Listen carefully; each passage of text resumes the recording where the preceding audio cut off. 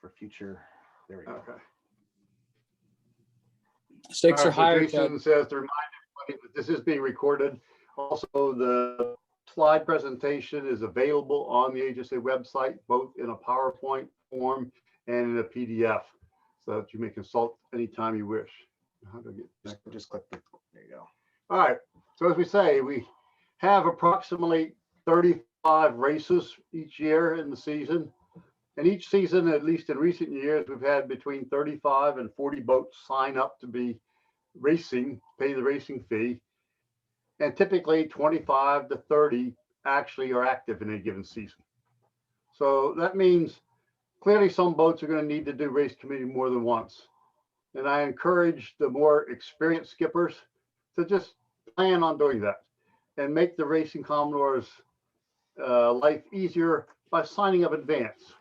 You know, there's a racing calendar posted on the website. There are some slots already filled. Take a look at it, pick a date that works for you. And as I say, make Michelle's job easier by sending him your date and signing up. Sometimes, you know, we have things that we can't control as a race committee. As I've often said, good weather and steady winds can make a mediocre race committee look brilliant.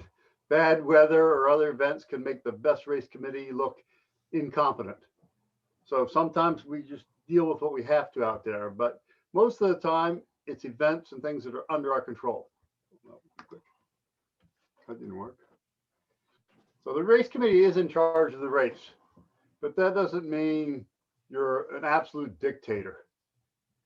You know, there are a number of experienced out there who will be willing to give, maybe too willing at times, to comment on, you know, be willing to listen, but, you know, heed useful advice.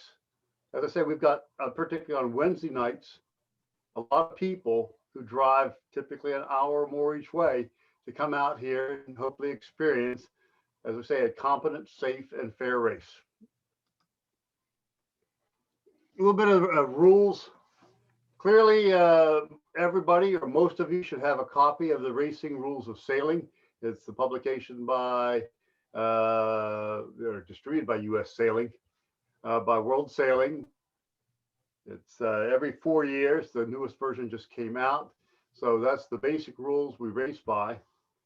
World Sailing also has some other prescriptions for international events and so forth that really don't apply to us. We have our class rules. We race under Perf of the Chesapeake. So the rules of Perf of the Chesapeake are our class racing rules. I got a mistake on here. We really don't have a notice of race per se in HHSA. We have our sailing instructions, and then we have a combination of documents, which is our course book and our racing rules. Every boat should at least have on board a copy of the sailing instructions of the course book. The sailing instructions provide the details, the starting times, the starting classes, the course directions, and any other information peculiar to that particular race. And all of the courses we use at HSA are in the course book. So every boat should have a copy of those on board. I would also encourage boats to have a copy of the racing rules on board. Not as important, but it's a bigger overall governing document. We use the standard 5-minute starting sequence, which is a class warning flag. 1 minute later is your class preparatory flag, and that's the point at which that class commences racing, engines off, so forth. 3 minutes later, the preparatory flag comes down, and 1 minute later is that class start. When we're using rolling starts, typically that class start is also the warning signal for the following class. And we'll go through that in some more detail. New for this year, we still have the same 3 classes we did last year. Not a spinnaker class, and a non-spinnaker racing, and a non-spinnaker cruising class. Currently, the sail area displacement split between those classes is advertised as the same as it was last year. Once we see who signed up and who's actually racing, that may change. Last year we had a short-handed class. We do not have a separate short-handed class this season, but anybody may sail shorthanded, which means one or two members on board in any race. And Keith Mays is going to fit in conjunction with the Rear Commodore Racing and the competition committee will come up with a scheme to provide a season award amongst the shorthanded class participants over all the races in which they participate. So if you are sailing shorthanded, inform the race committee at check-in that you're a shorthanded boat. It doesn't affect your sailing in any of the other classes, but it's up to the skipper of the boat to let the race committee know that you're shorthanded. The race committee is not going to go around asking boats or looking for them. The other change, not so much a big change for the type of boats that we have racing, is forever, ever, it used to be that at any portion of your hull, equipment, or crew in their normal positions, the plane of the start or the finish, that's when that boat started or finished. Now the new definition is hull. And yeah, there are some classes out there, particularly amongst the more exotic dinghy classes, that will have to define what their hull is because they have various trapezing supports and so forth. That is that part of the hull? Is that an appendage to the hull? But for conventional boats that we all sail here, what you tend to think of as the hull, the big fiberglass portion from the stem to the stern, is the hull. Bow pulpits, bow sprits, extendable or not, anchor sprits, outboard rudders, outboard engines, bimneys or davits that extend outboard. None of those are part of the hull. So if your race committee are watching the start, you now need to look for when does the hull break the plane. Likewise for the finish, or when a boat who has been on the course side returns to start, is when the hull gets back onto the starting side of the line. As I say, considering the type of boats we race down here, I don't think that's particularly a big issue for us. Finish flag, we use the orange flag. We also use an orange flag for start. The racing rules of sailing now specify a blue flag for the finish. Some of you who race outside of HSA may see a blue flag. Again, consult the sailing instructions for that particular race and do what they do. All right, all the HSA equipment is stowed in a locker at Harrington Harbor South. It's on the west side. So go through the west side entrance, turn right, and in the first cluster of locker buildings, I think it's the last locker, number 11 is ours. If you don't know the combination, you can contact the Rear Commodore Racing and he will provide it to you. The gear you'll find in this locker that you need as the race committee is the flag halyard rig. There's a shotgun and air horns. There's a gray bag that has the HSA race flag. Normally you'll only need one mark, the HSA tetrahedron, unless you're doing the regatta, in which case you probably need to take one or two of the cylindrical marks. There's a bin that has course boards and the class sign boards, which specify the length of the course for the particular sign. If you find any shortages, you find stuff that's broken, find stuff that's missing, certainly report those shortages after the race to the Rear Commodore Racing so that we can replace any broken or missing gear for the next race. We'll take a short break here. I'm going to step outside and show you what the race committee equipment looks like on Jason's boat.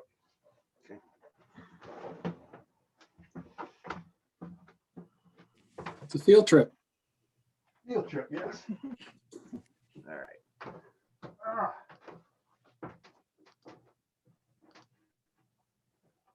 Is Jason out here? I'll be there in just a second. All right.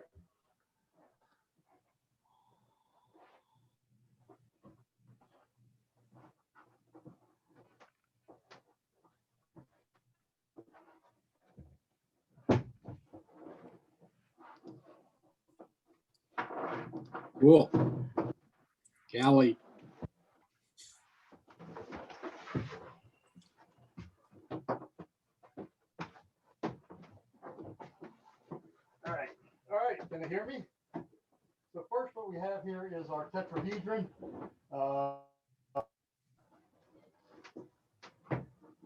It just has a screw-in plug, and you can inflate it with either the 12-volt air pump, which you just connect to your boat's battery, or in many modern boats, the battery is not in a convenient place. Use your car battery. Although I'll also say for many modern cars, sometimes the battery is not in a convenient location either. Okay, you might need to be a little bit louder, Ted. All right, I'll be loud again. If that doesn't work, there is the old-fashioned foot pump. Slow but reliable.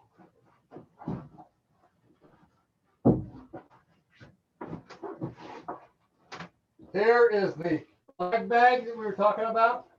All of the HSA flags are in here. They're in marked positions. So like the 5 flag, non-Spinnaker racing or so forth.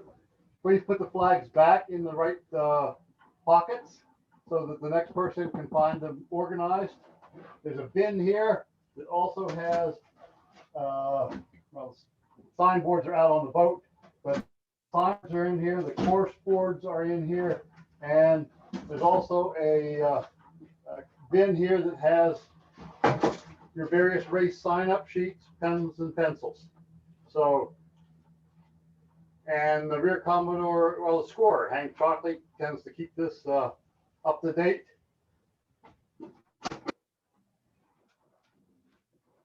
You'll also find a bag with air horns. And if the air horns are short or empty, when you got the air horns from the locker, you'll see a green plastic can bucket. It has some spare air horn cartridges in it, so grab one if you need it. Shotgun shells are also in this container here if you choose to use the gun.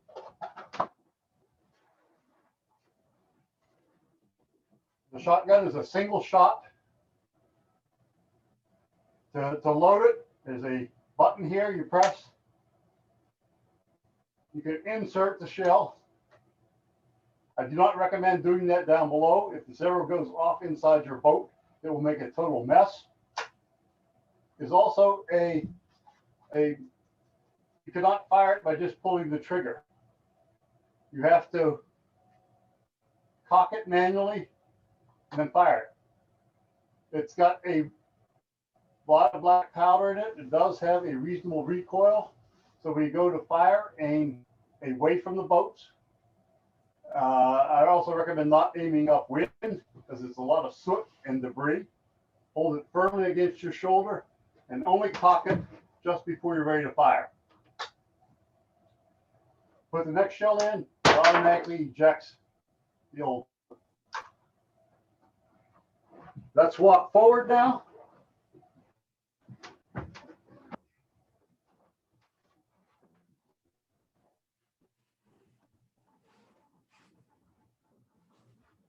Once you have selected the course and the length for each class, the race canoe should hang the course and class boards on the side of the boat away from the starting line. Normally that would be the starboard side. This is an example of course golf. All boards have unique for your particular course. Class, and we only have 2 shown here, Spinnaker, non-Spinnaker racing. And we also have a non-Spinnaker cruising board as well. Each board has a short and a long side, so you both whichever side of the board is closest to that side. Lost the volume, guys.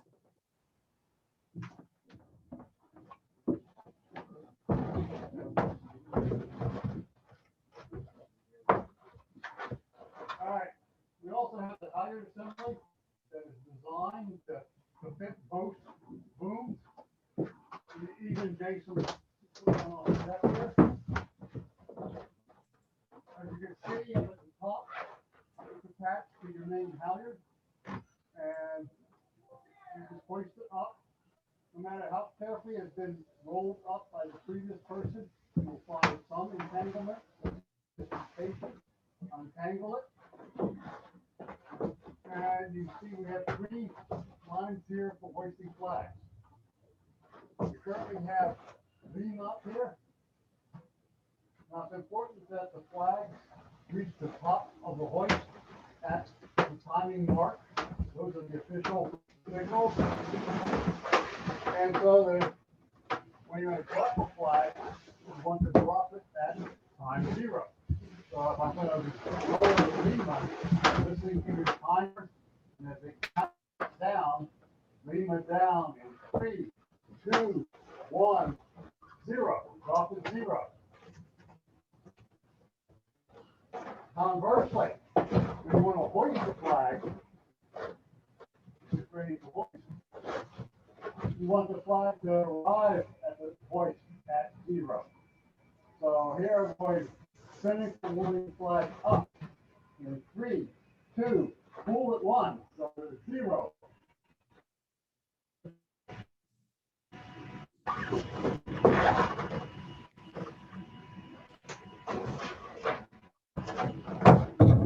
Also have my holes here.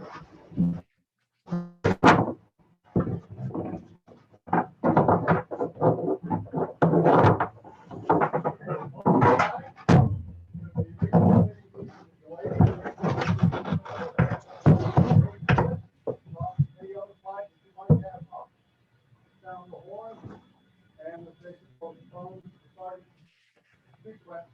So ready to be built. Once you're ready to be built, you lower this 1 minute before you go back into sequence and do the warning flag. There's going to be some period of time, like you're waiting for the wind delay, rather than have somebody stand and hold all that time.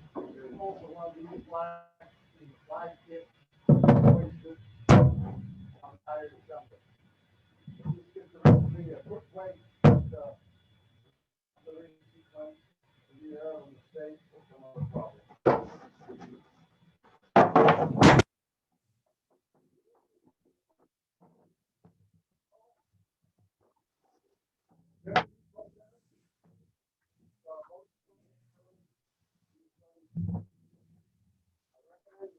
Have the 2 members left away up on the bow.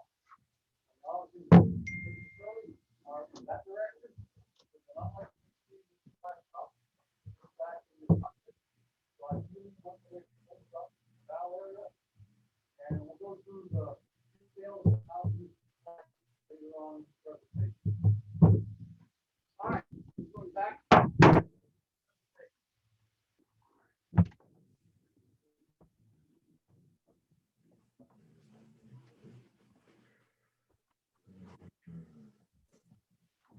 Because I just sent Jason a message to see if we could get the audio and the video working.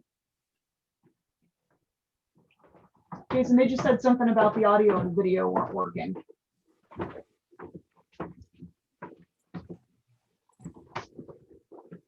Jason, Yep. you can hear me?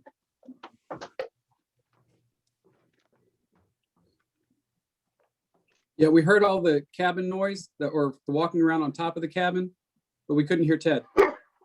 Were you able to hear any of the audio at all? Any of that time? As soon as he walked up on the coach roof, we couldn't really hear him. Okay.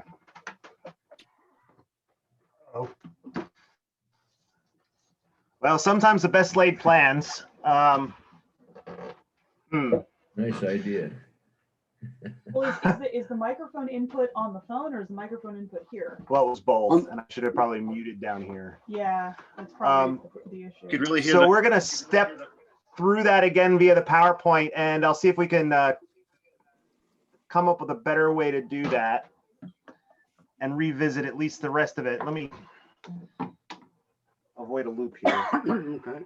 hey, it looked great though. Oh, you can see the video. You couldn't hear anything, huh? Yeah, it looked great, and I think you could hear the banging from the microphone inside the cabin more than I could hear the voice. But anyway, looked good. Every time you put the PVC pipe down on the deck, it was boom. Yeah, Yeah. I didn't mute the camera down here, so that was probably the problem. All right. How do we get back to the slideshow? Yep. Sorry about that, folks. You looked great though, Ted. You looked awesome. We all appreciated Yeah, you. short, old, fat, and ugly. That was a neat idea. All right, so when it's your turn to be race committee, that's the time to go find the race committee manual and review it. You know, it's got some more details than what we're going to cover here in this presentation. Particularly review the sailing instructions for the race for which your race committee and the course book. What I always do when I'm race committee, I start monitoring the weather days in advance. You know, there are so many ways to monitor weather these days, from various apps on your phone, from the news, from the Chesapeake Bay Operator Forecast System, from the various wind alert, your wind finder, and sail. I can't remember what this, sail wind or something like that. So pick. They're all good. So pick which one you like, but have an idea of what the weather is expected to be. Now, with the actual day of the race, you know, when you come out here and see what the weather is in Herring Bay, it may be somewhat different, but at least you have some idea what to expect. I recommend you have at least 3, preferably more, people as your crew. As a bare minimum, you know, with 3, you have some person who serves as a timer radio operator, one person who serves as a flag hoister, and one person who handles the sound signals. And typically either the radio operator or the sound person can also cover sighting the line.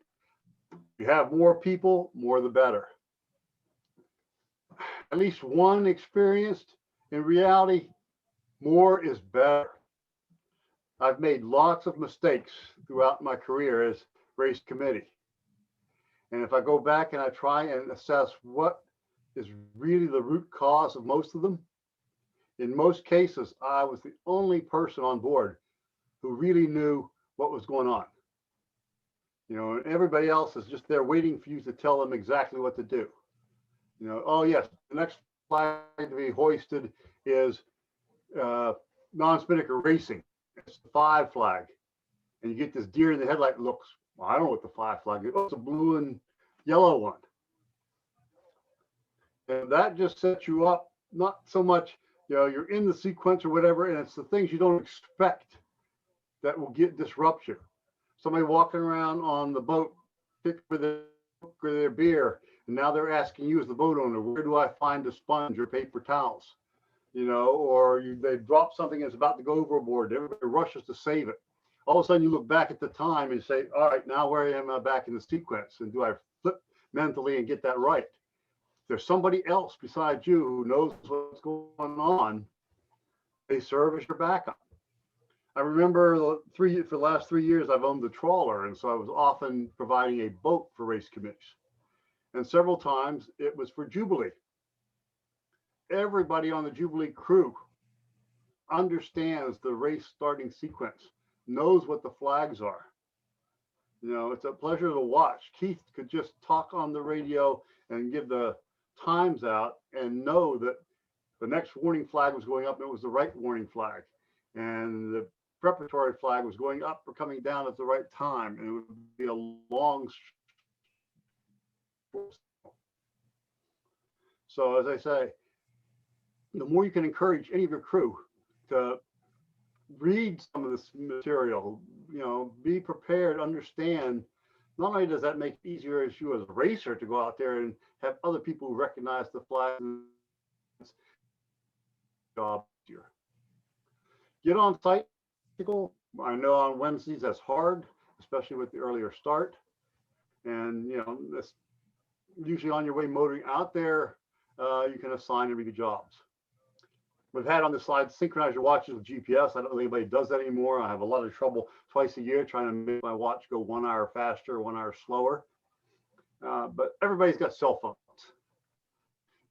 And so almost everybody uses their cell phone for time.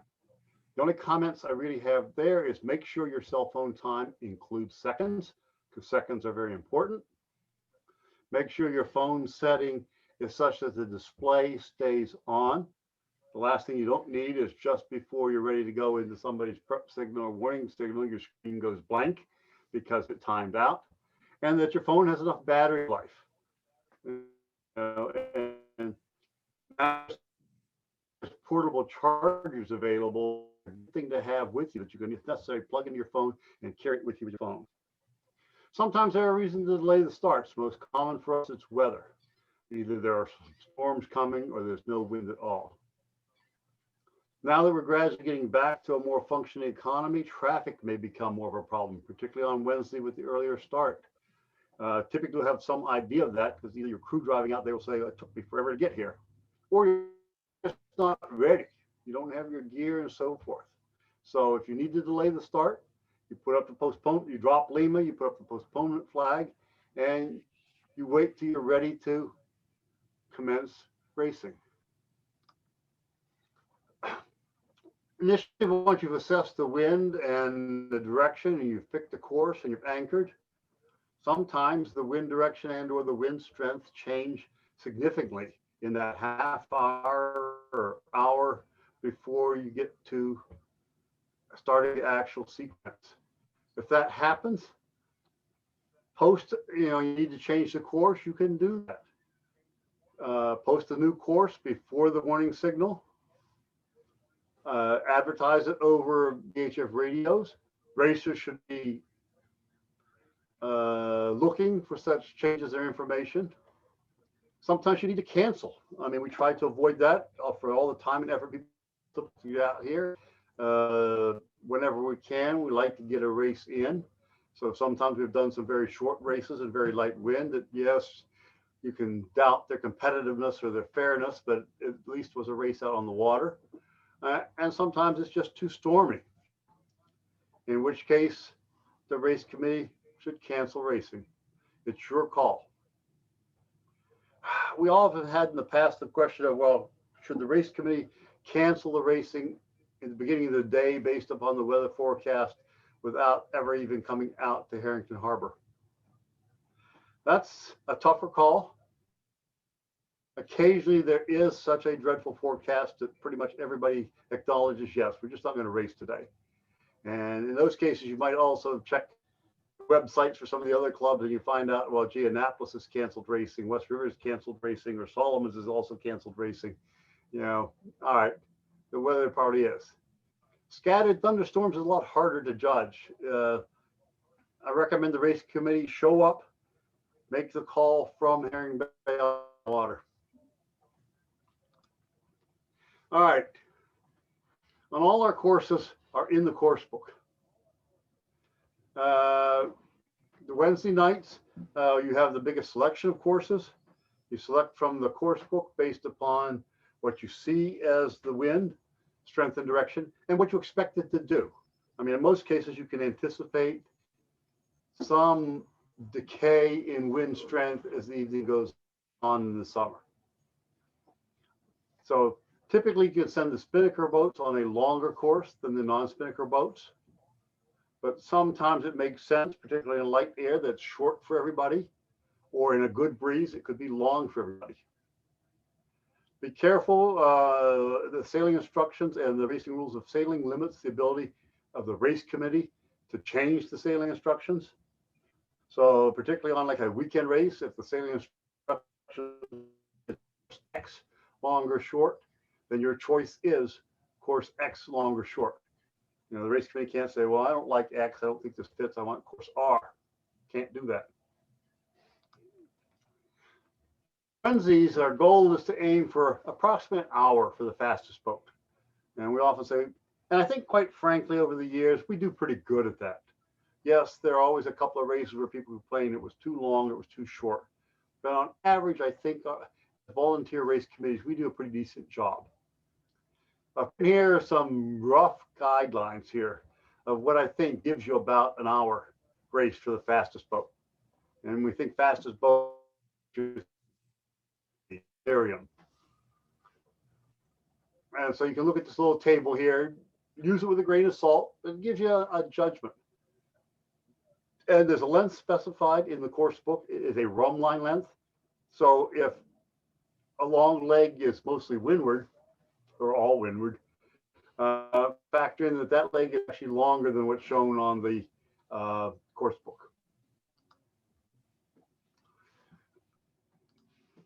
The course book doesn't specify a specific start for most courses, particularly for the Wednesday courses.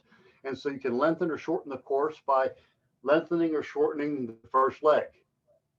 And as long as you're, try to be immediately downwind to the first mark for an upwind leg, or immediately upwind to the first wind mark if for some reason, and occasionally there is benefit for doing a downwind start. And then at the finish, which for the Wednesday night races is nominally, I believe it's an A for every one, unless for some reason you're shortening the course, be sure to set the committee boat on the correct side of the finish mark. And all the Wednesday night courses specify leaving A to port.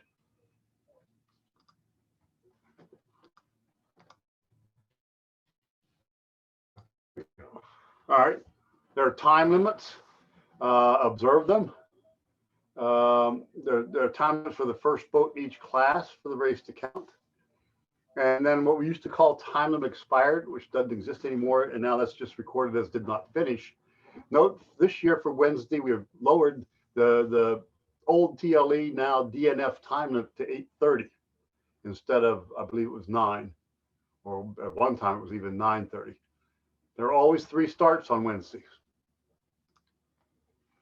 For our weekend courses, it's basically per the sailing instructions. For the regatta, our aim is always to get 3 short races in. So try not to make certainly the initial race so long that you have basically taken out your option to conduct multiple races. The same is true in the frostbites, where you're trying to run 2 short races. If you make the first race shorter, you can always make the later races longer. If you make the first race too long, it's pretty hard to do something after that. There are always 3 starts on the weekend races, except for the frostbites and our double-handed race, where everybody starts together. They got it, but slide to the left. There you go. All right. Try to get out there, as I say, early enough that you can have the starting line set approximately 30 minutes before your warning signal. Normally, you would have your boat on the starboard end of the line. That's what the racers come to expect. Setting the starting line length. Typically, we have 10 boats of 30 to 35 feet out there. So the total length of the boats is 350 feet. So you want a starting line of somewhere between 100 and 200 yards. You make the starting line way too long, and then if the line is skewed, that tends to give somebody a bigger advantage. Make it too short, people are crowded together. Windier it gets, typically the longer the starting line to give the boats, more room to maneuver in heavier conditions. The orientation should be perpendicular to the wind for the first leg, unless the first mark can be reached without tacking or jibing. In the rare case we have a downwind start. Here's a diagram of our typical starting area and our specified starting area, which is 50 yards to port or starboard of the starting line and 75 yards deep. So that's talking again 30-foot boats. That's about 5 boat lengths to either side and about 7 boat lengths deep. Anybody who's not in that particular starting sequence should try to stay out of the starting area. Give those boats a fair chance to maneuver amongst themselves. And the only way this often comes in is occasionally there are boats coming late to the start that are coming in to the race committee to check in. My suggestion is to, if you can, stay out of the starting area as much as you can. If you have to come in, you could come in from starboard and down the course side, and kind of in. Not there, if you have. Jason's going to make a little pointer show up here. So you can kind of be in that area to check in if you're if you're a late person and you really need to come by the race committee, or you could use the radio, although we try to discourage radio use. All right. How we go on the next slide? All right. It's important, as we say, always to the line to be square to the first mark. Not square to the first mark, square to the wind. And, you know, we've heard this before. If you participated in either of Keith's previous seminars on introduction to racing and strategy and tactics, he also talked about the disadvantages of skewed lines and how to identify that. So you try to make the line as fair as possible for all the racers. So it's pretty clear if the mark's dead upwind, the square line is fair, and if the line is skewed one way or the other, that, you know, the skewed direction is favored. What if the mark is, you know, it's not directly upwind, but you do have to tack to fetch the mark? The same holds true. You want to be square to the wind, not square to the mark. And we'll do the little square to the wind. All right, here's our little illustration. Square to the wind. You have boats starting at either end of the line. The blue boat, yeah, he's further away from the mark to port, but he's also, you know, when you count the little squares from where the blue boat or the yellow boat, if they sail the same speed and they end up, they've sailed the same distance. If the line happens to be skewed, in this case, it's skewed such that the pin end is further upwind. You know, you look and see how far the blue boat has sailed compared to the yellow boat when they get to the same point, and the blue boat has sailed a shorter distance. You know, he has gotten an advantage just because of the skew of the line. Now, here's an example of several boats, and again, a skewed line. You look at these boats, you know, yeah, they're all pretty close to the line, but actually, who has the better start? It turns out to be this green boat, the teal green boat closest to the committee boat. He is, you know, closest to a line or ladder rung, if you want to consider it a ladder rung, that is square to the course or square to the wind, and all these boats are sailing upwind. The pink boat right at the pin, yes, he's gotten a good start at the pin, but he's also the furthest behind. We communicate on channel 68. What I would say on that, if you're using your masthead VHF, sorry, old school, still have a VHF video. I would use it on low power. You know, high power, you're broadcasting 15, 20 miles if the weather conditions are right. And we probably don't need to spread our signals over that much of the bay. If you're using a handheld, which I prefer to use because I can walk around on the boat carrying my handheld with me, I recommend on the handheld use high power, because many of the handhelds on low power, including mine, many of the boats have complained that it's difficult to hear the race committee communications, even within the couple of miles of Herring Bay. Communicate with your racers. Let them know what you intend to do as a race committee, particularly when you're in the starting sequence. Count down signals and let them know what the next signal is. You know, Spinnaker class warning flag up in 10, 9, 8, 2, 1. Spinnaker class preparatory flag up in 10, 9, 8, and so forth.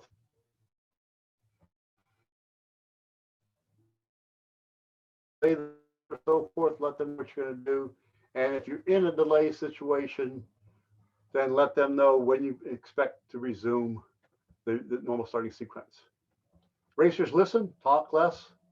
What else can I say? We encourage it every time.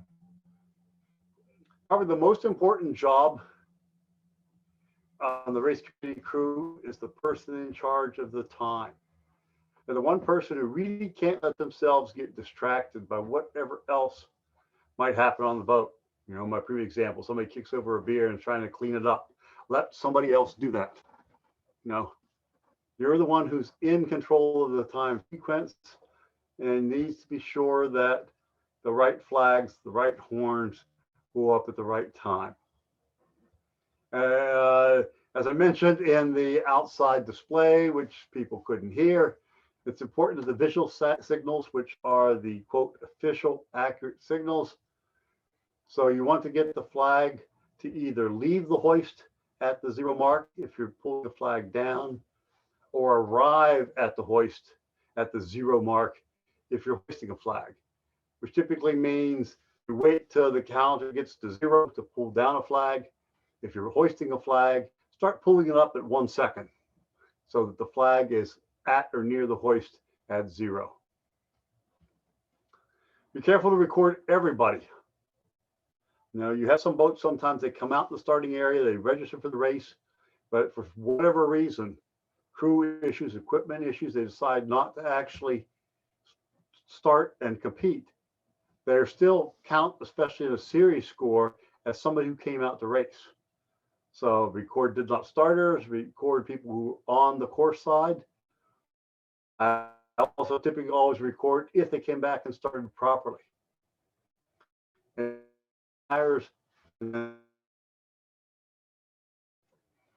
all right, occasionally there are early starters. Yeah, like they often say sometimes, if you're not occasionally early, you're not trying hard enough.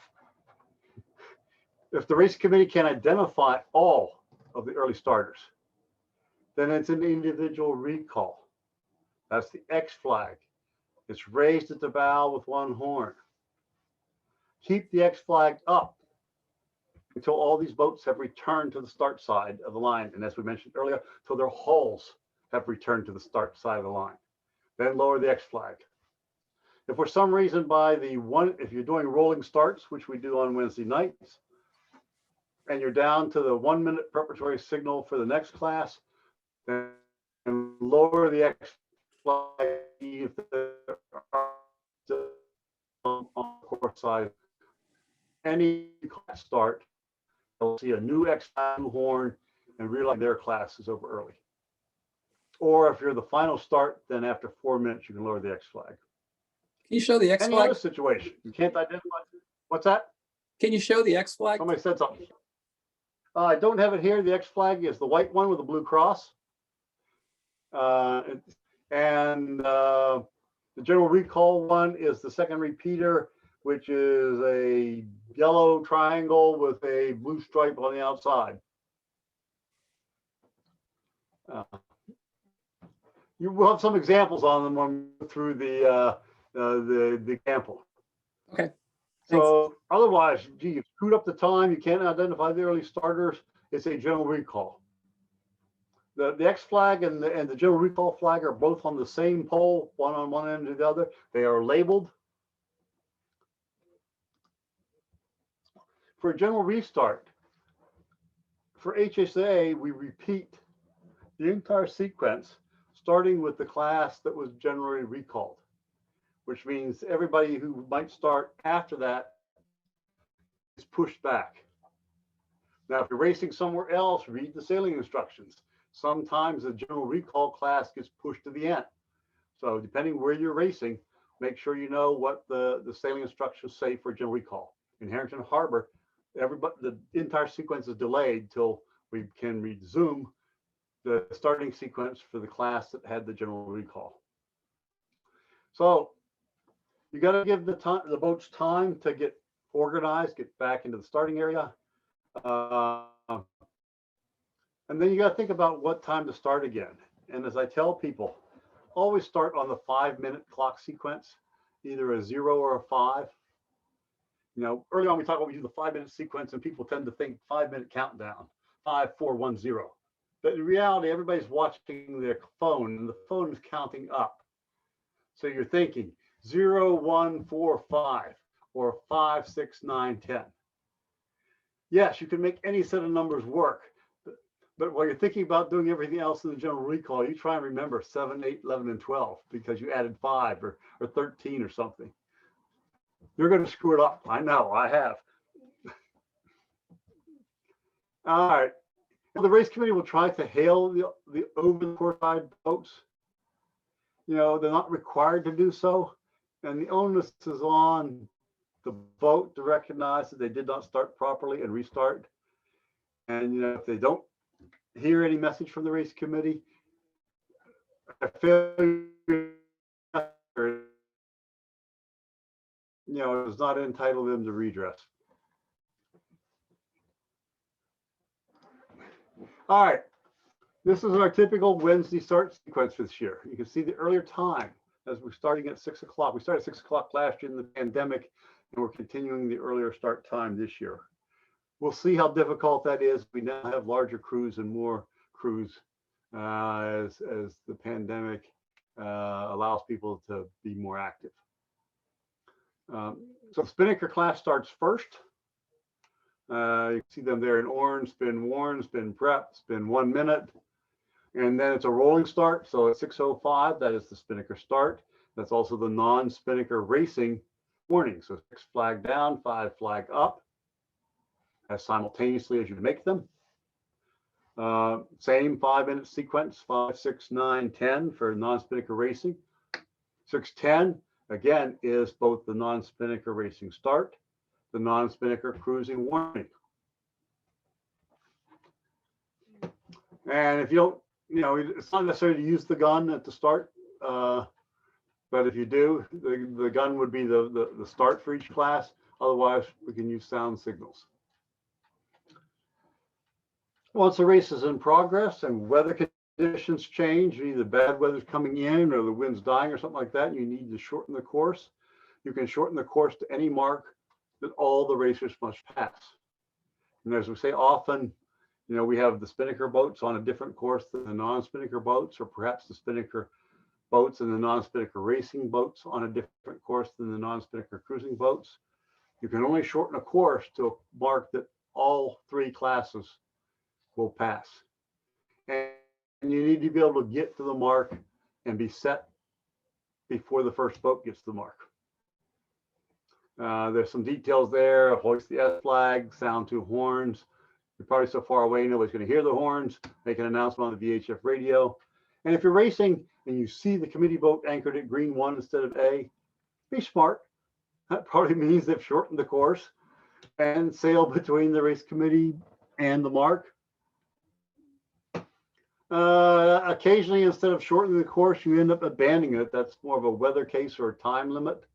You can't really abandon it after a boat is already finished. I mean, at that point, it becomes weather related, but skippers retire upon the judgment of each skipper. Again, abandon racing means end flag 3 horns, make a VHF announcement. We don't have abandonments too often in Harrington Harbor. It's important. Correct times. I don't know if Hank's here on the thing. I'm sure he will emphasize that. Hours, minutes, and seconds. We once had a case where times were only recorded hour and minute. Boy, that makes some strange finishes. So hour, minutes, and seconds. It's important that whoever is your scorer writes legibly. You know, so many times you try to figure out, is that a 7? Is that a 9? Or is that a 1? Is that a 6? Is that a 5? Who knows? Write legibly. If you have enough crew, I strongly urge to have a second person writing times on a finish sheet. That way, if there's some error, some illegibility, somebody accidentally writes the time on the wrong boat, now confused, you have something to check against. You will also see on the score sheet the thing that says finish order. That's intended to be just a sequential list of the finishers, irregardless of class. First boat to finish is 1. Second boat to finish, even if a different class, is 2, so on. Every season, there are a couple of races where that is very useful to figure out score times that he can't read. This clearly has to then be a 9 instead of a 7, or instead of a 1 time. Another thing that's useful, if you, I in a race 2 years ago, where I went back and went through the photo sequence to sort out some mistakes that had been made in putting the scores by the wrong boats. Record any protest. If somebody come by flying a protest flag, if they don't come by and hail the race committee and say, I'm protesting so-and-so, contact them. And again, record finishers. Return the gear to the locker. Although in some cases, if the next race committee is on your dock, you might make arrangements for them to just transfer the gear. Let Michelle, the rear commodore racing, know of any shortages, damaged, lost equipment, and then get the results to the rear commodore, but primarily to the scorer. And we try to get the results up within the next day, 24 hours. Best and quickest way to get the scores to our scorer, Hank Chalkley on Cantata, is to use your phone, take a photo, and text it to Hank. Don't have his phone number. Get it from the, well, it's in the race committee manual, but you can also get it from the HSA directory.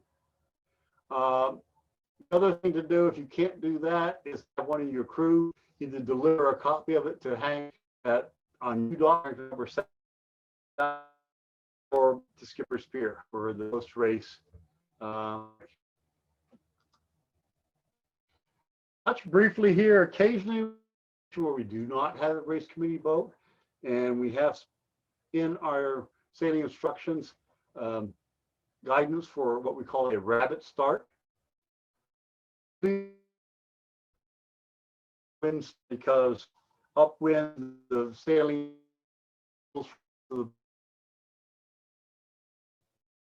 You guys are breaking up really badly. Uh-oh, how's that happening? You know, you're closer to the mic. Is that better? It sounded like a Worse? signal, but yeah, it's better. Actually, Ted, let's take a break now. We're at Okay. 55 minutes. Maybe take a 5-minute break. Sure. Let's come back in about 5 minutes. We'll work on some of our audio problems.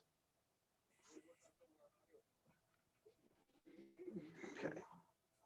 Get a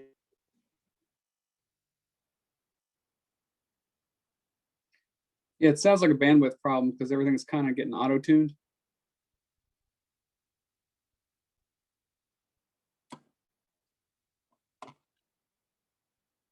phone off. No? Hey, I'm gonna drop out for just a second and I should be back in. I'm gonna reset the internet here. So hopefully this shouldn't drop everyone. It shouldn't, it'll be for really fast. Hang on.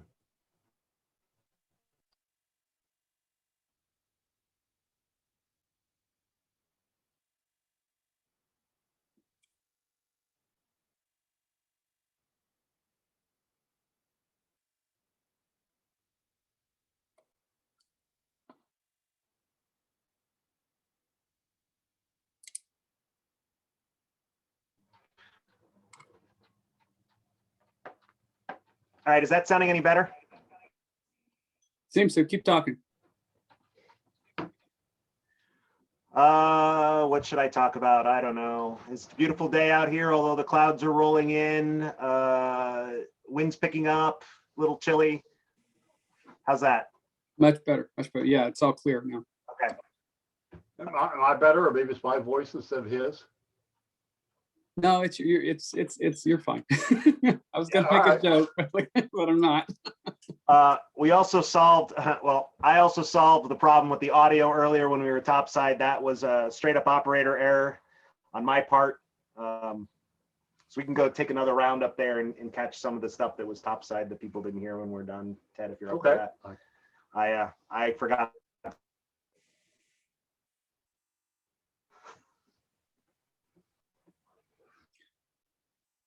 Are there any new members, new racers that are signed up for this today?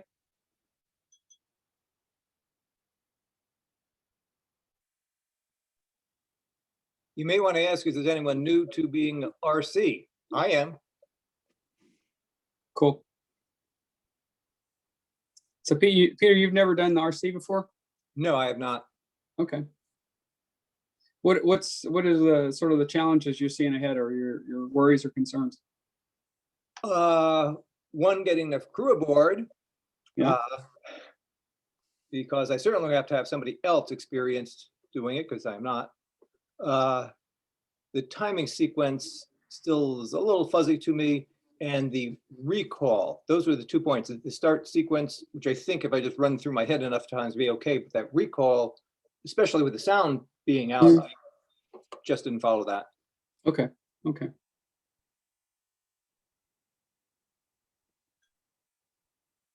Is there anyone else on the line that hasn't done RC or been on an RC boat before?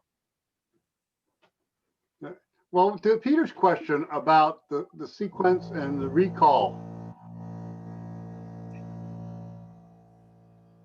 heads running, is one of the best things to do for that is to ask one of our more experienced people with race committee, people like myself or Keith Mays, to come and help you when your turn is to be race committee. In most cases, if we're available, we're glad to do that. And that way we help, train up a new crew and skipper on the intricacies of race committee duty, so that you're not trying to learn and do it for the first time by yourself. Right. Yes. Yeah. Michael, I see your messages too. Yeah, you can probably jump on board any RC boat and get some experience with them. If it comes around, it's your turn to be RC. Give these guys a contact. You can contact me also. If Fine Tune will let me go. Keep dreaming, Mark. I can't get off that damn boat. Hey now.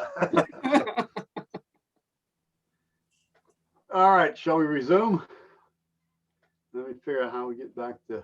Yep, let's reshare.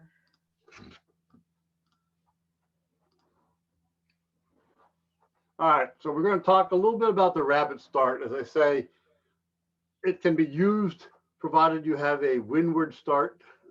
It does not work for a direct downwind start because the downwind sailing angles of boats vary way too much for the rabbit to have a fair start with the others. Basically, it's a single start for all classes. The rabbit, if they can, we encourage them to put the HSA Burgee on their backstay. So amongst all the white sails and occasional dark sails out there, boats can spot who the rabbit is. The start time, the rabbit will try to meet an advertised start time, on the radio and say, all right, I'm about to start at noon or 12:10 or whatever. But the start really begins when the rabbit's transom passes the starting mark.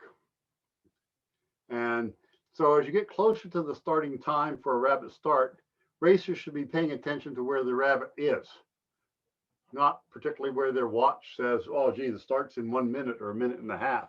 Yes, that's kind of in the ballpark, but when you're down towards the end, watch the rabbit.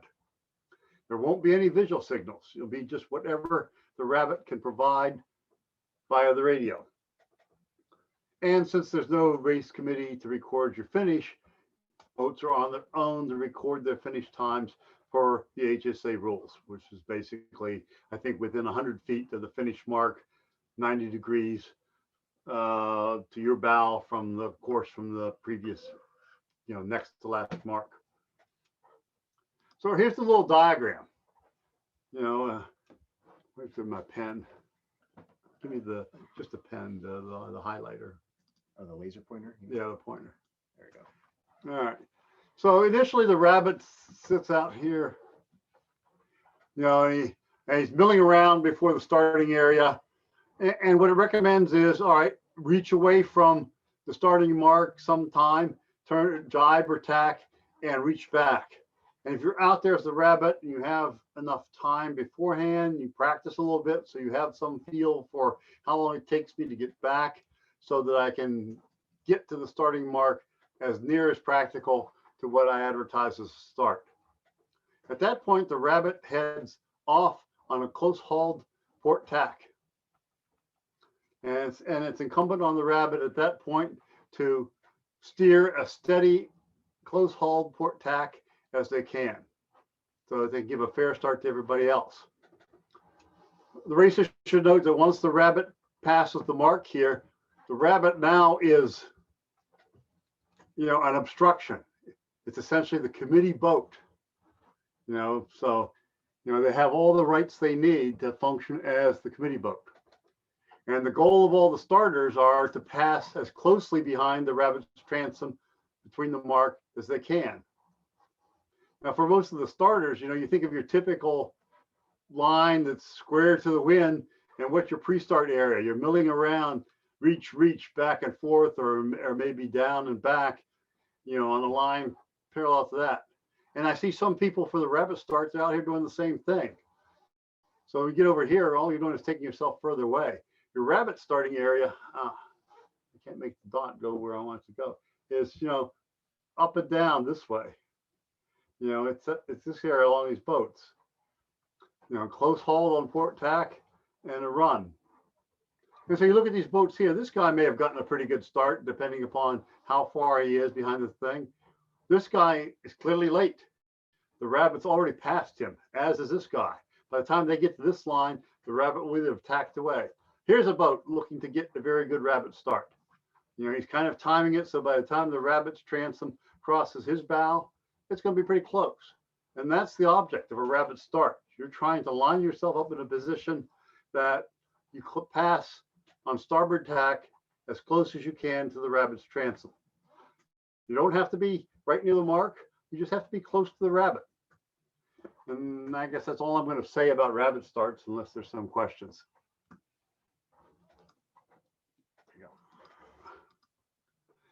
All right, now we're going to run through a Wednesday night scenario that I hopefully will illustrate almost all of these things we've talked about. So we got 3 classes and 3 starts.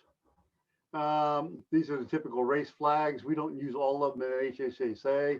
If you're racing outside of HSA, pay attention to the flags that are in the sailing instructions. And in particular, pay attention to what the class flag is for the class that starts before you. If you're racing up in Annapolis or somewhere where there are multiple starts. Again, here we use 5, 6, and 9. We don't use the others. I don't even remember what most of them are. All right, so you've got underway around 5 o'clock. You've got Lima hoisted. You've got the orange square here on your shroud marking your end of the starting line. All right, you notice it's a northwest moderate breeze. So you select course Bravo. You run downwind. B is the first mark in course Bravo. So you start downwind. You set the line of the course to make it what you think is suits the course length for the wind conditions. Hoist your signboards. You decide it's going to be the long course for the Spinnaker class, and it's going to be the short course. Oops, how do I go back?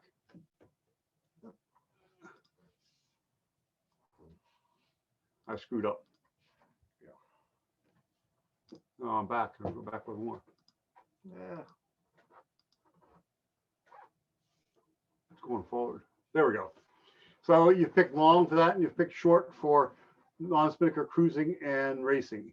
And you can see the flag and the board for non-Spinnaker cruising is a white triangle. All right, 1 minute before you're ready to go into the starting sequence, you lower flag Lima with multiple horns. You can see flag Lima is gone. At 6 o'clock, I hoist the Spinnaker warning flag, flag 6, with a horn. I don't know about a gun there. All right. 6:01, you now hoist the preparatory flag for the Spinnaker class. That is their commencing racing. Engines off. 1 horn. All right, gee, you didn't do a very good job anchoring, and your anchor has dragged, and now the line is really skewed. And and we went through the previous discussion about how a square line makes for a competitive race. This is no longer a competitive race. So I'm going to do a postponement. So I lower my preparatory and 6 flags I have down. I raise the red and white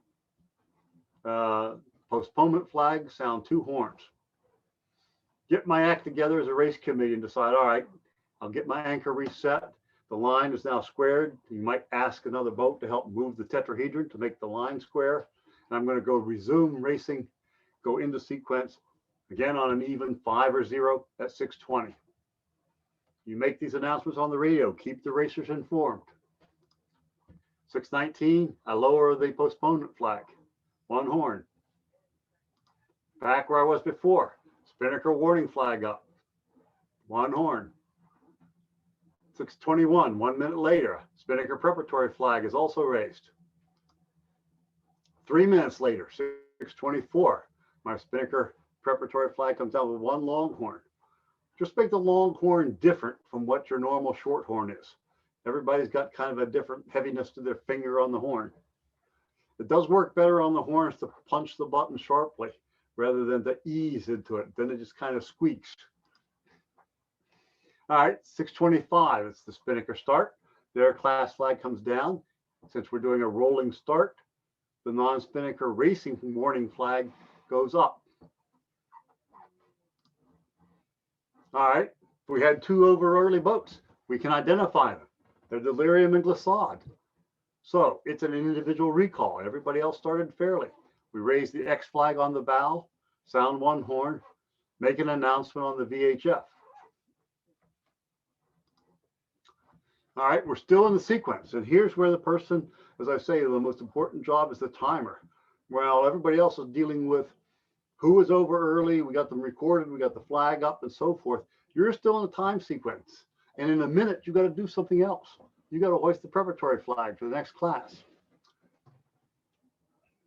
One of the boats has started correctly, but one is still on the course side. The X flag stays up. Continue on in the non-spinnaker racing sequence. 1 minute to 6:29. Their preparatory flag comes down. 1 long horn. One boat is still on the course side, but since it's 1 minute before the next start, you lower the X flag. So in case there's an individual recall on that coming start, X flag can go back up as a new flag. Uh-oh. I skipped somebody again. Uh-oh, I hit 2. Go back a couple. All right. So now it's the non-spinnaker racing start, and it's also the non-spinnaker cruising warning. So 5 flag comes down, the white triangle, the non-spinnaker cruising flag goes up. Glissade finally starts. They start just ahead of these guys. That's fine. They can start with those guys. They're fine. Once you're back, once an OCS boat is back into the starting area, they have all the rights of anybody who's racing. They can start with them. They're just restarting.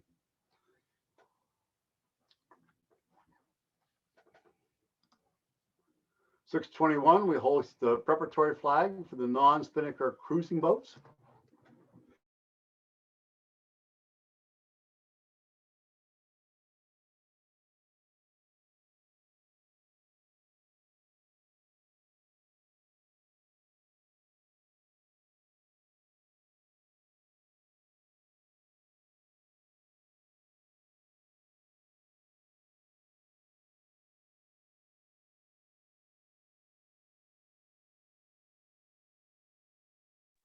Looks like they froze up.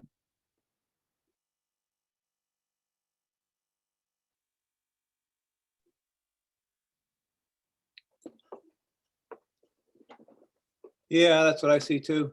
Yeah.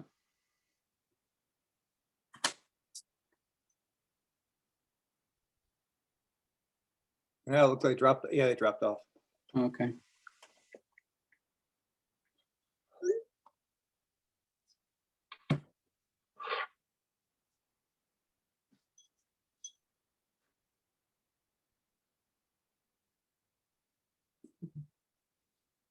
Now you're moving. Okay, we should be back now. People hear us? Where did Yes. we lose you at? The white flag was the prep for the non-spin cruising had just come down. Don't ask me what time that was. There we are. So we're 1 minute to the non-spinnaker cruising start. Oh, so at their start, we lower their flag, which is the white pennant. We got more boats over early than we can identify. So we need to do a general recall. So at that point, we raise the first substitute, which is the general recall flag. It's on the pole, put it on the bow. Sound two The horns. slides aren't up either, guys. Oh, sorry.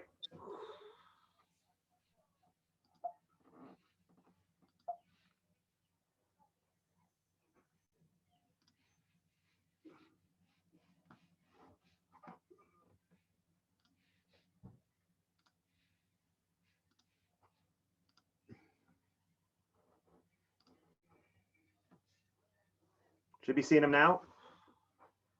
Okay. Can you hear us or hear me? Okay. All right. Okay.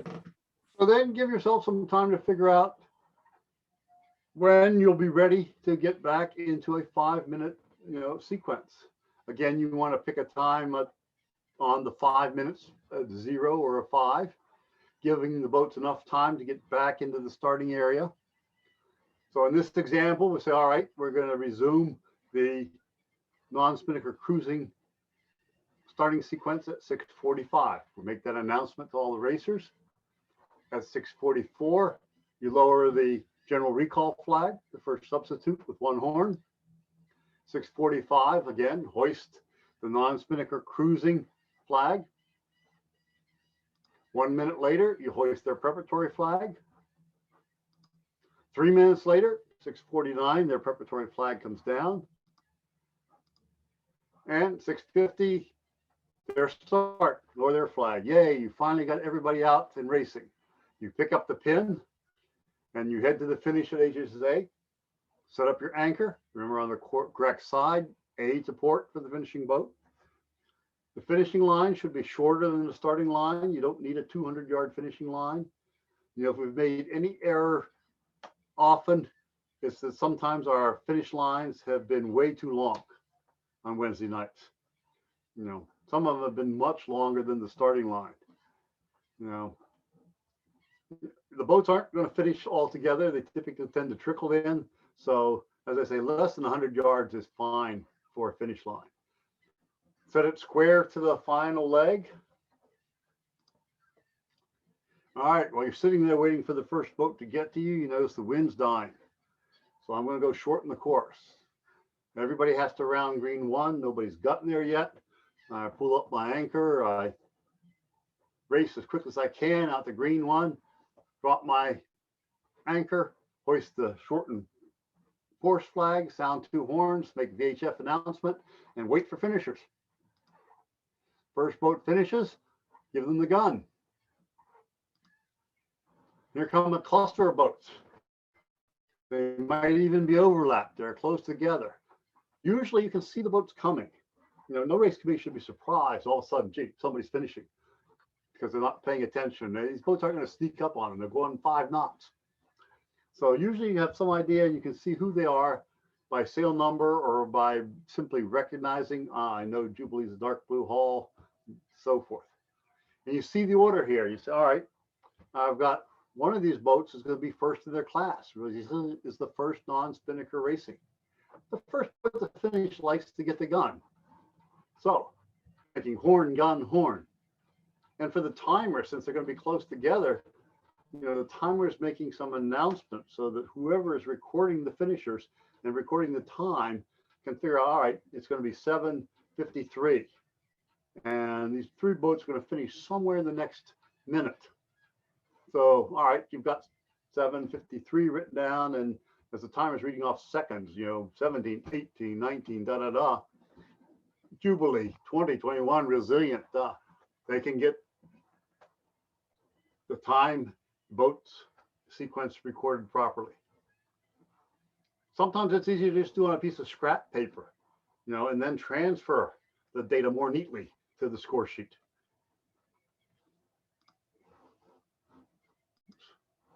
All right, here's the first non-spin cruising finisher. They also get a gun.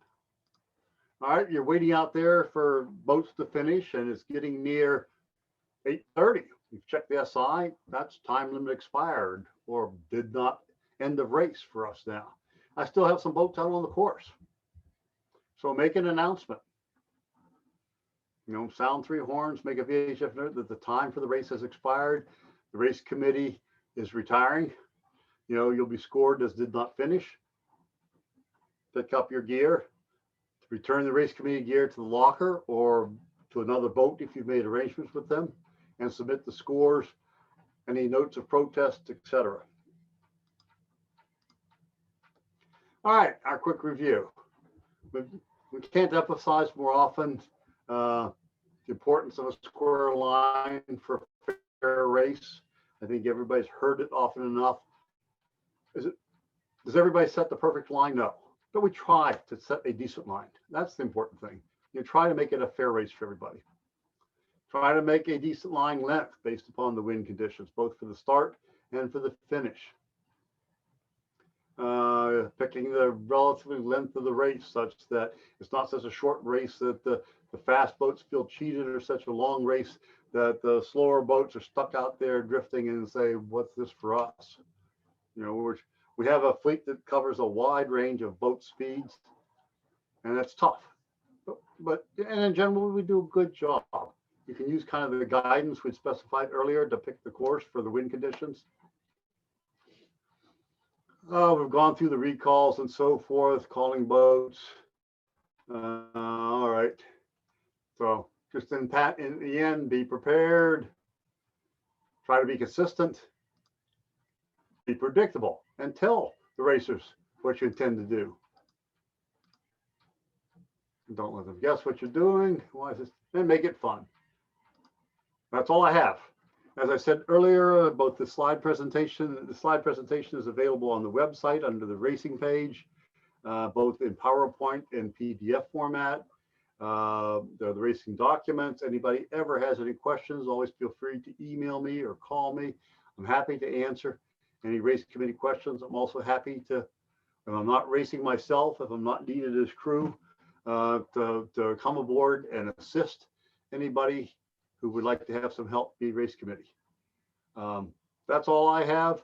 We're gonna go back outside and try to repeat showing people the equipment with audio. If you've already seen that, you can say goodbye at this point. If not, do questions first. we'll get any questions. If we got questions, have we gotten any questions? Not in chat. I have a question on the gun. As you showed that you, after having a shell in there, you open up, the shell goes out the back. How Yes. hot is the shell after firing? Depending upon your sensitivity to warmth, warm or hot. You know, I have caught it, you know, it comes out of there, and yes, the brass end of the shell is warm in your hand. I was Does more it concerned burn with, my hand? No. But if you're not expecting it, it'll surprise you. okay. I was more concerned with it hot enough to, if it lands on a line, will it cause any? No, it won't know anything about it. But if you catch it, because you want to go overboard. And I probably should also mention, for some reason, some people put the expended shell casings back in the jar. We don't reload them. They're not recyclable. So they're simply trash. Just dispose of them with whatever other trash you dispose of on your boat. Hey, interesting side note. If you're a race committee with the gun on Wednesday night and you happen to be getting on a plane on Thursday, you have gunpowder residue on your hands. And how did Jason figure this out? Well, it didn't happen in the race committee here, but so, you know, you want to thoroughly wash your hands and, you know, certainly tell TSA that, you know, if you disclose that you might have gunpowder on your hands, they're usually understanding. So it's something to think about. I actually, it wasn't race committee. I happened to be traveling at White Sands Missile Range, and I stopped by their museum to see about all the tests, about some of the original nuclear tests. And I got flagged at TSA. I can only imagine what was all over my hands and backpack. So think about where you just were, what you're just doing. Anything else?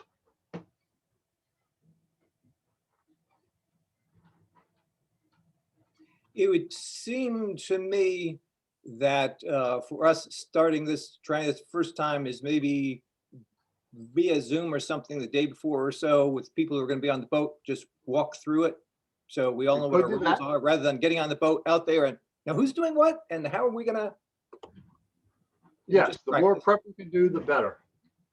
Sometimes you don't have that option, but if you do, I would take advantage of it. Yeah, you can go through the sequence at the dock before we leave. We got everything up and running. Oh, good.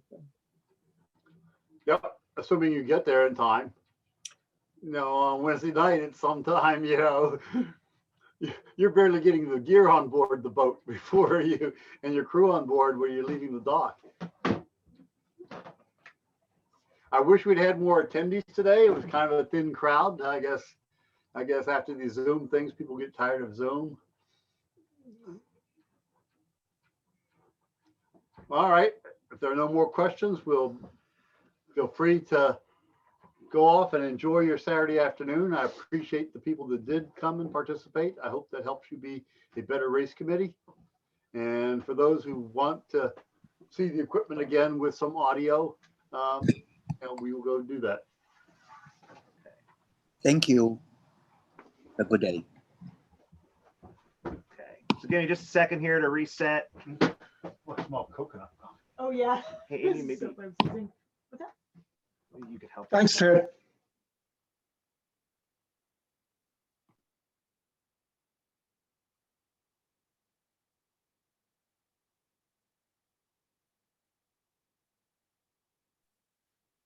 Dave, what's for lunch?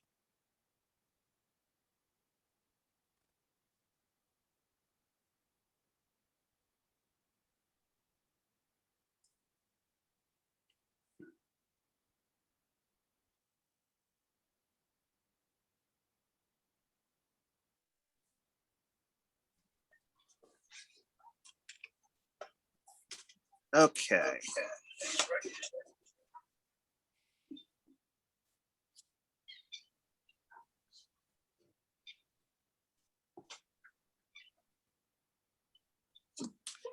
Hey, you guys are getting a tour of my boat. Nice boat.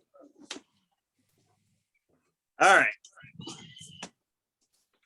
All right, do we have audio this time? Somebody wave or? I can't Yes. see if you wave. Someone sent a text message. It's good.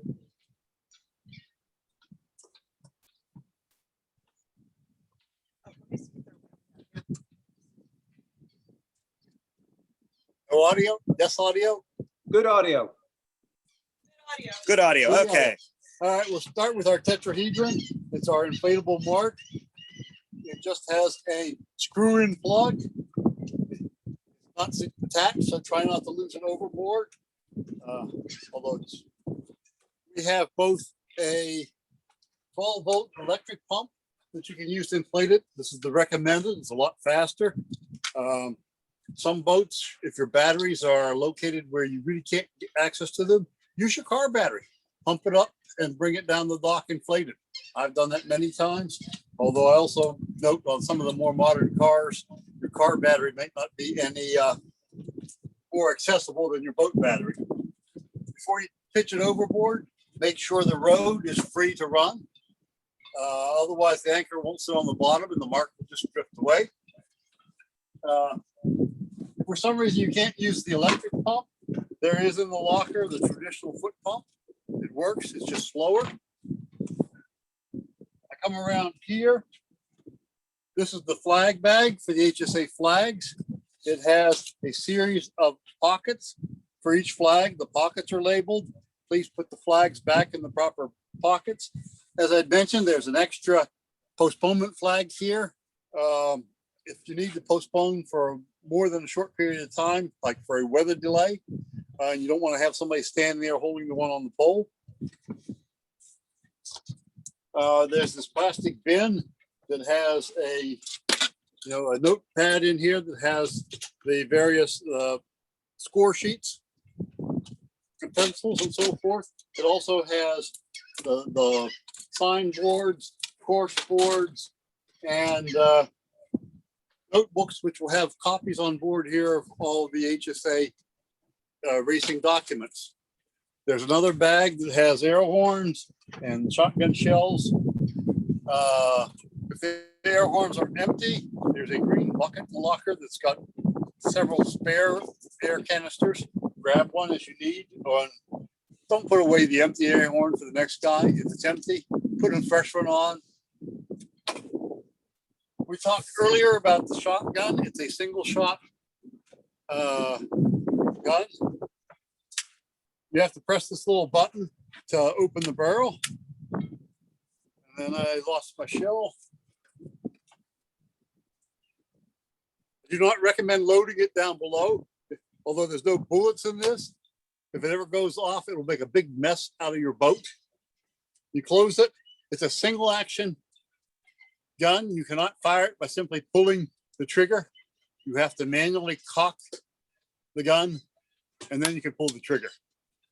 I recommend not doing that until you're ready to actually shoot. There is a noticeable recoil because it's a lot of powder. So hold it firmly against your shoulder, and then when you're ready to shoot, cock and fire.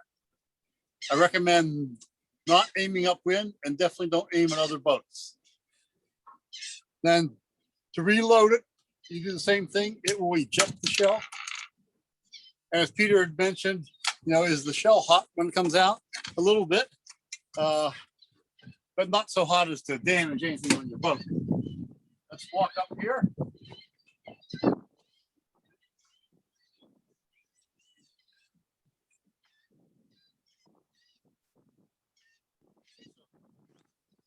These are the typical signboards that you would post on the side of the boat away from the starting line.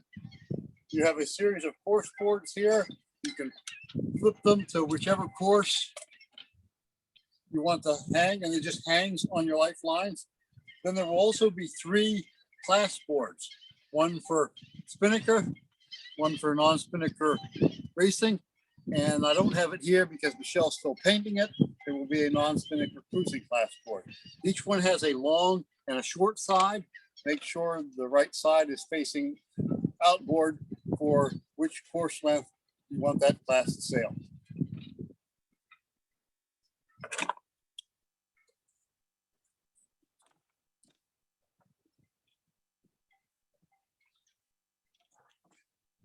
The race committee needs to do any postponement for any of those reasons we talked about. We have this postponement flag on a pole. Somebody can simply raise it and hold it up. And as I say, if postponement is going to be for a relatively long period of time, like a weather delay, there's another postponement flag in the flag kit you can post on the flag halyards.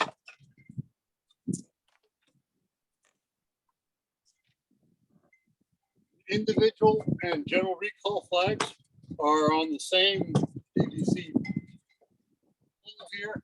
This is the individual recall flag. The general recall flag. It's what you would host up in the bow of the boat. I mean, anybody who's on the course side will be up bow direction. So you want to hoist the flag where they have a good chance of seeing it. This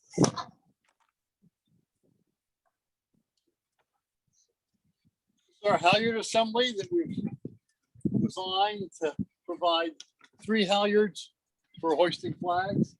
You look up at the top, you can see you basically use your main halyard to hoist it. In this case, the lazy jacks, he hoisted outside the lazy jacks.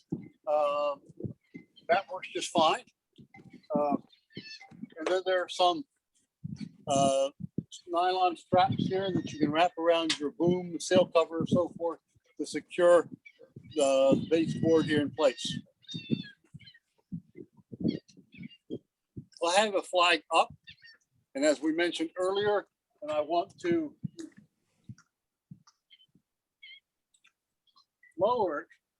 Now I'm getting ready to lower it, and I'm listening for the countdown. In the countdown we say, okay, non-spinning, or I guess this spinnaker warning flag down in 3, 2, 1. If I get to 0, I drop at 0.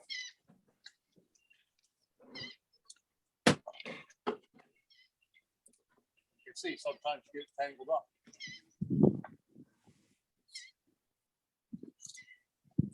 Conversely, if I want to hoist a flag, I'm trying to get the hoist to get up near the top at 0. So I've reached on the line here that's going to hoist. I'm listening for the countdown. No, non-spin or spinnaker warning flag up.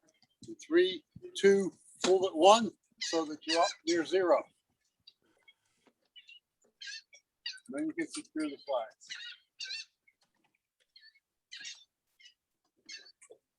That's all I have. I hope everybody enjoyed the presentation and have a good Saturday. Thank you. Thanks, guys. It's really great. Good work out there today. Thank you very much. Appreciate it.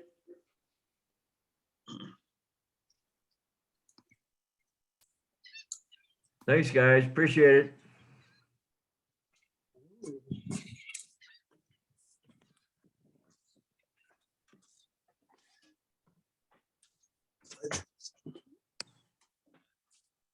Everyone's just saying thank you. Yay. Great presentation, etc. Hey, next time have more Amy, okay?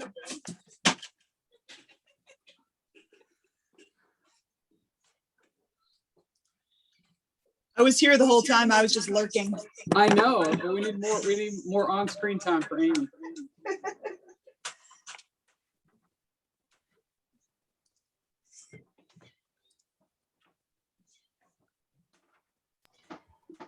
Hey, did that sound better the second time?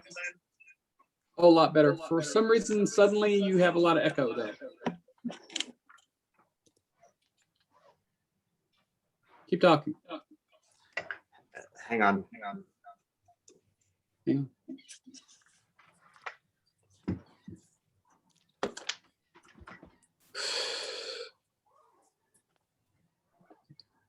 Okay, that should fix it. Yeah, it's better. Keep talking. Test, test, 1, 2, 3, test. Hey, Jane. She's still there? Your trunk is open, apparently.